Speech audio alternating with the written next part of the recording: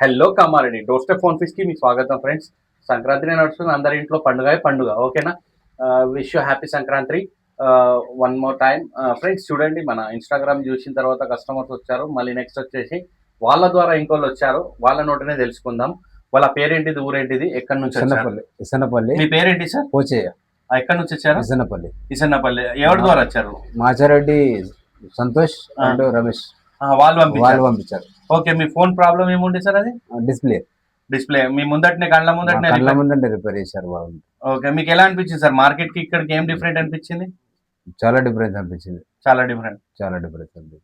Okay, ఒకసారి phone చూపెట్టండి ఇట్లా. చూడండి ఫ్రెండ్స్, వాళ్ళ కళ్ళ ముందటనే రిపేర్ చేసిన. ఓకేనా.